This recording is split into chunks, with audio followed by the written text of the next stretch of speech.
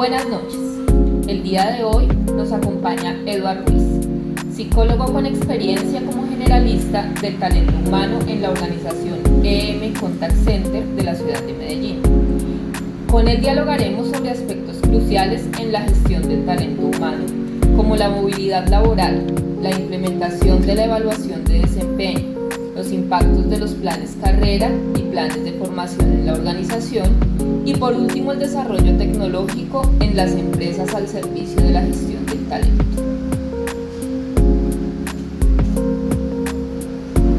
Buenas noches, muchas gracias por la invitación. Bienvenidos a su podcast La Gestión del Talento. Para iniciar en la entrevista, buscaremos darle respuesta a 3 interrogantes. ¿Cuáles son los elementos requeridos para la construcción de una evaluación de talento humano? ¿Cómo se pueden formar líderes de alto potencial teniendo en cuenta los resultados de su evaluación previa? ¿Cuál es el impacto que tienen los planes de carrera para los líderes de alto potencial?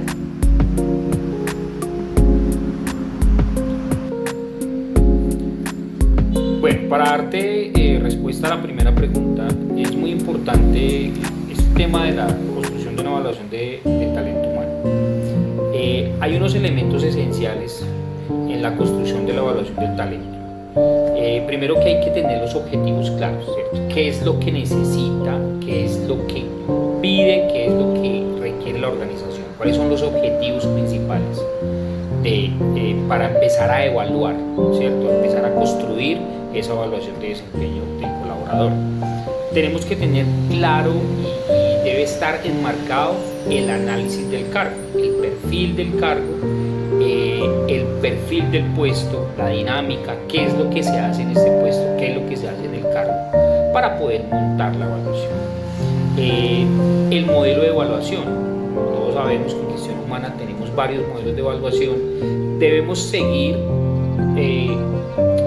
con qué modelo es que trabaja la organización, ¿cierto? Si tenemos un modelo de evaluación 360 grados, si tenemos una evaluación 180 grados, si tenemos una evaluación por competencias, entonces hay que establecer qué tipo de modelo es el que vamos a utilizar para hacer la evaluación. ¿Qué criterios, qué indicadores son los que estamos utilizando para medir el colaborador o los colaboradores, ¿cierto? Los instrumentos, ¿cierto? Si estamos hablando de entrevistas, si estamos hablando de llenar los formatos, si estamos hablando de entregar la evaluación a los líderes de los procesos para que ellos nos hagan una retroalimentación mediante un informe, hay que mirar entonces cómo es que vamos a tener esos instrumentos de evaluación, ¿cierto? Algo muy importante es la capacitación a los evaluadores, ¿cierto? No todos los colaboradores pueden ser evaluadores. Entonces, algunos colaboradores deben tener un rol, fungir un rol de evaluador y a ese colaborador hay que capacitarlo para que pueda desarrollar su labor de evaluador. En todo el proceso hay que tener una comunicación muy afectiva, muy cercana, muy asertiva y es muy importante darle un cierre mediante el análisis de los resultados, ¿cierto? No hay que dejar la evaluación volando. Eso es como para darte respuesta al primer interrogante, es eso, ¿cierto? Es como un orden desde fijar muy bien los objetivos hasta mirar qué es lo que nos arrojó la evaluación con el análisis de los resultados. Bueno, para darte respuesta al segundo interrogante que me planteas acerca del tema del potencial de los líderes después de la evaluación inicial. Primero tenemos que entender que no todos tienen la capacidad de ser líderes. La organización está en la obligación de identificar esos liderazgos, ¿cierto? El líder debe ser una persona inspiradora, debe ser una persona que genere confianza, debe ser una persona que motive y debe resaltar de los temas. En el momento que nos damos cuenta de esos líderes de alto potencial después de una evaluación inicial, debemos identificar qué clase de potencial tiene el líder, ¿cierto? Cuáles son esas competencias, cuáles son esos desempeños que sobresalen de los demás, para así poder, ¿cierto?, establecer unos compromisos, unas tareas y sobre todo empezar un plan de capacitación al darse cuenta de las bondades, de las capacidades de este líder. para poderle orientar, para poderle acompañar, ¿cierto? Hay que analizar también brechas, oportunidades de mejora, situaciones que vayan en contra de los objetivos primarios de la organización para que este líder no se nos vaya a desmotivar, ¿cierto? El plan de desarrollo, hay que tener un plan de desarrollo muy claro, hay que tener estrategias de coaching, de mentoring para acompañar a estos líderes para que ese liderazgo se transforme en un liderazgo generacional, un liderazgo de ejemplo, y para que el liderazgo de ellos se conjugue con los objetivos de la organización, todo vaya bien a futuro. Hay que entregarles roles, responsabilidades, según las capacidades de desempeño y las capacidades y sus capacidades como líderes, para poder ir desarrollando pues todo lo que la organización necesita. En conclusión, a los líderes identificados hay que acompañarles. Ser líder es una tarea diaria y se construye de forma autónoma, pero en la organización tiene que estar acompañando el líder. Cuando hablamos de planes de carrera para los líderes de alto potencial, eso es un tema bastante importante. El plan carrera en una organización se convierte en un factor de motivación, de desarrollo, de crecimiento. No solo del colaborador, crece la organización en conjunto y en unión con el colaborador. Cuando establecemos los planes de desarrollo y los planes de carrera, ¿cierto?, para los colaboradores, tenemos una visión de compromiso y fidelización del trabajador. El trabajador se vuelve casi que como un embajador de la marca de la organización, ¿cierto?, donde él llegue, bien sea en sus episodios personales, familiares y en sus episodios laborales, va a representar y va a hablar de la compañía, va a hablar cómo ese proceso que vivió, aparte de la capacitación, la formación y su trascendencia en la compañía, le sirvió para poder crecer. Los planes de crecimiento son totalmente necesarios. Una organización inteligente, una organización de punta a la tecnología tiene que tener planes carrera, tiene que motivar a sus colaboradores. También hay un tema que es innegable: las personas pasan por las organizaciones y se van, la empresa queda, la organización queda. Hay una sucesión de liderazgo cuando nosotros damos la oportunidad de que los planes carrera se ejecuten. Entonces, un chico que ingresa siendo un aprendiz, pero que desarrolla un plan carrera genial, puede llegar a una gerencia de una operación. Pero eso hay que la formación, la capacitación constante y el acompañamiento de la organización. No se puede dejar solo. La movilidad interna, claro, tenemos que, eso es una realidad. Los planes carrera nos obligan a mover personas, subir uno, bajar otro, movilidad vertical, movilidad horizontal, de departamento, de área, de operación, pero es totalmente necesario. Las empresas deben ser dinámicas para el recurso más importante que tienen, que es su gente. El aprendizaje continuo, el plan carrera nos obliga a todos en la organización a aprender, a estar constantemente modificando herramientas de aprendizaje, estableciendo nuevas reglas de juego para que el plan carrera se ejecute puntualmente. Y sin duda, y por último, tocarte el tema de la reputación corporativa. Una organización que tenga planes carrera, que se vean bien reflejados los planes carrera, que se vean, que se reflejen, que se ejerzan los planes carrera, sin duda va a tener un plus y va a tener una salida notable frente a las organizaciones de la competencia, porque los colaboradores van a tener un ejemplo, van a tener por qué decir que ingresaron, estudiaron, se formaron, aprendieron y ascendieron, que yo creo que es la finalidad de la carrera.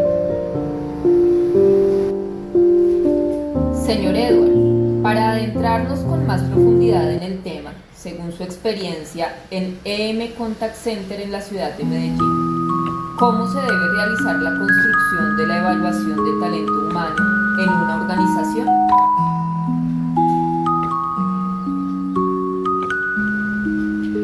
Bueno, nosotros en EM Contact Center en la región de Medellín tenemos el proceso estructurado más o menos en 6 pasos, ¿cierto? Tenemos el análisis de los objetivos, tenemos objetivos bastante claros para montar la evaluación de desempeño.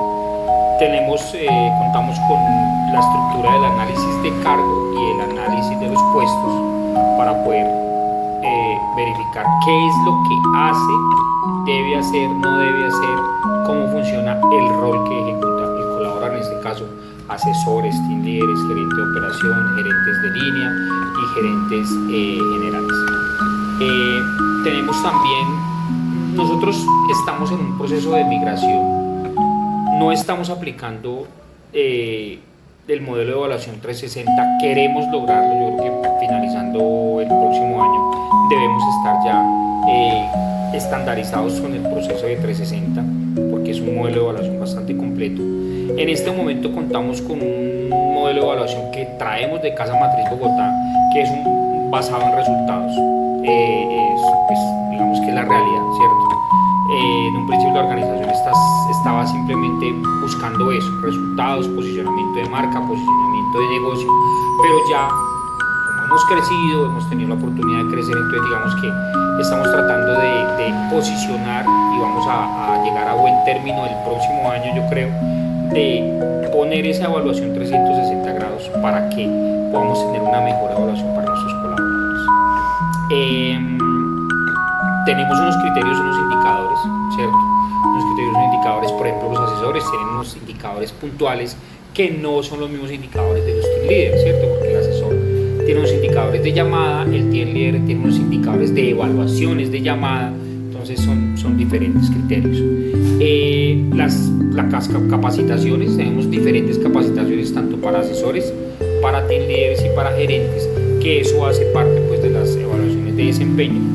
Y estos puntos que nombré bajo pues, un tema de comunicación asertiva, afectiva y un liderato constante pues, con las operaciones. En segundo lugar, ¿cuáles son los planes de formación y plan carrera con los que cuenta la organización en este momento y de qué forma se ejecutan?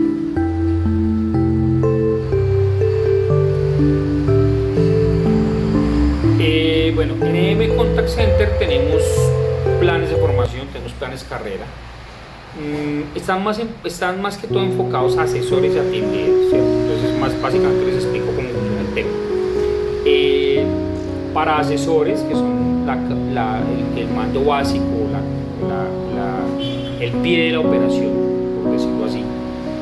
Para el asesor hay un plan carrera y un plan de formación. La formación es poder lograr entender cada uno de nuestros clientes, ¿cierto? Entonces, ¿qué se hace en Bancolombia? ¿Qué se hace en BBVA? ¿Qué se hace para Caja Social? ¿Qué se hace para los diferentes bancos? Un plan de formación constante. Y cuando hablamos del plan carrera, entonces se le invita al asesor, se le entrega al asesor, después de haber escuchado el concepto de su jefe inmediato, el concepto del cliente, haberlo visto también ejecutando la tarea, se le entrega, se le invita a ser parte de un plan carrera, que es poder llegar a liderar primero que todo su equipo, ser un monitor y después de eso pasar ya a ser un team leader nombrado, ¿cierto? Los team leaders tienen mucho movimiento porque los team leaders son los futuros gerentes juniors de la operación. Entonces para ellos también está el mismo plan de formación, que vayan a todas las operaciones, que aprendan y después de que se abra la vacante de gerente de operaciones, se ascienda a uno de los team leaders senior y los team leaders junior que se encuentran en este momento en la operación, entonces pueden ocupar esos cargos de senior, pero basados en los conceptos de su jefe inmediato, en este caso gerentes de operaciones y gerentes generales, conceptos de cliente, muy importante el concepto del cliente, y conceptos pues también de sus compañeros, ¿cierto? Entonces digamos que esos son los planes carrera, los planes de formación que tenemos en este momento y que se ejecutan más en la organización. Con movimientos de gerencias ya son más estratégicos desde la cabeza matriz, desde la cabeza mayor de la compañía, y son para de pronto tratar de darle nuevos aires a las operaciones, ¿cierto? No un ascenso como tal, sino como de oxigenar operaciones. Entonces, gerente de VA pasa a Bancolombia con visto bueno de cliente y viceversa. Se puede dar desde que se conozca el nicho de negocio y los objetivos pues, también del negocio. En tercer lugar, ¿cómo y de qué forma percibe el fenómeno de movilidad laboral asociado al talento humano en su organización? Bueno, el tema de movilidad laboral, hablando de gestión del talento humano, es un tema necesario. La movilidad laboral al colaborador, al empleado, al trabajador, podamos decirlo, no se le puede anclar a un cargo. De hecho, no estoy de acuerdo y he promulgado por la movilidad laboral. Las personas deben moverse, las personas deben crecer, las personas deben experimentar otro tipo de roles, deben tener la oportunidad de aprender y ejecutar otro tipo de roles. En EM Contact nosotros tenemos una movilidad horizontal y es moverlos de una operación a otra sin que esto requiera o repercuta en ascensos y dádivas de dinero, de pronto más dinero, o otro tipo de cargo, hablando de jerarquía. Esa movilidad horizontal la practicamos mucho para que los asesores, los team leaders, incluso los gerentes junior puedan lograr aprender de todas las operaciones. Hay una movilidad vertical, porque hablábamos en la pregunta anterior, y es lograr el ascenso de las personas después del plan de formación, del plan carrera. Esa movilidad vertical se da cuando ascienden, ¿cierto? Asesores o team leaders. Muy importante también, no se dan la movilidad no se da por gusto tampoco del cliente. O sea, el cliente toma parte porque finalmente es el que está entregando el concepto objetivo de si es o no viable, ¿cierto?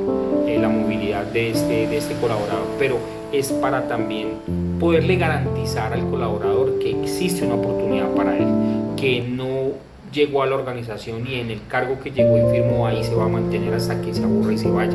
De eso no estamos hablando de que podamos lograr imprimir en cada uno de nuestros colaboradores el deseo de crecer, el deseo de aprender, el deseo de ejecutar más roles, de tener más responsabilidades, porque eso también en el futuro va a significar mejor salario, mejores condiciones, y eso es el bienestar para todos. Entonces, la movilidad sí o sí, yo la apoyo, la promulgo, constantemente estamos hablando en los comités gerenciales del tema para que se dé una movilización con responsabilidad, no es mover las personas como. Por último, ¿qué tan importante es el desarrollo tecnológico dentro de la organización, específicamente en la gestión del talento humano? Bueno, Paola, sí, la tecnología sin duda es un recurso muy importante y no la podemos olvidar, ¿cierto? De hecho, con la llegada de la inteligencia artificial se ha vuelto casi un desafío, se ha vuelto casi una obligación que las organizaciones nos pongamos al margen, estudiemos, nos capacitemos, miremos desde los objetivos de la organización cómo la inteligencia artificial y las nuevas tecnologías nos pueden apoyar, nos pueden ayudar incluso al cumplimiento de sus objetivos, ¿cierto? Entonces, por ejemplo, en el área de gestión del talento humano, en el área de recursos humanos de la organización, tenemos un tema de HR Analytics que lo maneja la gerencia de talento humano, la cual yo también apoyo y me encuentro pues en constante comunicación con ellos. Ellos están estableciendo un programa donde van alimentando unos indicadores, ¿cierto? Indicadores de rotación, indicadores de absentismo, indicadores de incapacidades, indicadores de clima, de microclima, y esto con el fin de que al final del mes, ¿cierto? La redundancia, al final del mes podamos tener unos datos de cada operación, ¿cierto? ¿Cuántos tuvimos absentes, enfermos, incapacitados, renuncia voluntaria, rotación, renuncias, despidos? Tenemos unos datos y eso sin duda lo hace la tecnología, ¿cierto? Entonces con esos datos podemos sentarnos en los comités gerenciales a verificar cuál es la operación que está teniendo dificultades, cuáles son las dificultades que tiene y poder tomar decisiones. Entonces, por último te digo que la tecnología es totalmente necesaria, no la podemos olvidar, y con la llegada de la inteligencia artificial vamos a tener que estar muy enfocados estudiando este tema para que nos pueda ayudar a la organización. Señor Edward, muchas gracias por su tiempo. Nos gustaría que para cerrar nos brindara una reflexión y las conclusiones que considere acerca de la temática que dialogamos en el podcast. Bueno, antemano pues muchas gracias de verdad por haberme invitado a desarrollar este podcast con ustedes.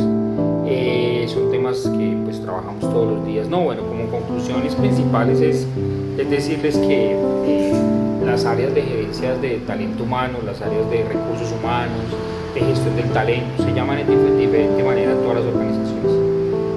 Creo que tienen que tener una visión y es en pro del trabajador, ¿cierto? Los objetivos de las organizaciones se alcanzarán, los objetivos de la organización todos los días, todas las personas luchan por alcanzarlos, pero creo que se nos está olvidando cuáles son las personas que luchamos para alcanzar esto. Entonces hay que estar muy atentos, muy pendientes al desarrollo del colaborador, al plan de formación, a la evaluación, que se practique bien, que sea objetiva, ¿cierto?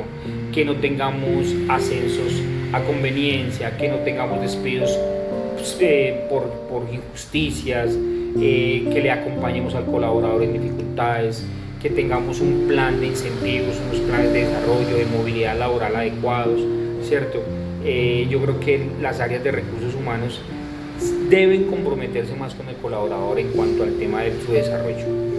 Y por último, no olvidar pues el tema de la tecnología, ¿cierto? Creo que es innecesario clavarnos en el pasado, decir que no, es que las cosas se hacen desde 1800 así, no, ya el tema, estamos en un tema de vanguardismo, estamos en un tema de evolución. Entonces creo que con la llegada de la inteligencia artificial, el mismísimo gobierno, los gobiernos, todo el tema del comercio, de la industria, tienen que volcarse a apoyar este tema de las iniciativas de las nuevas tecnologías y apoyar a los empresarios, a la empresa privada, para que a su vez la empresa privada capacite sus miembros y cojamos rumbo, porque los desafíos de la tecnología van a seguir llegando, es indudable. Eso es todo desde el podcast de la gestión del talento hoy. Mil gracias a todos, les habló John Edward Ruiz, psicólogo de la Universidad Minuto de Dios y estudiante de maestría de Psicología de las Organizaciones y del Trabajo. Buenas noches.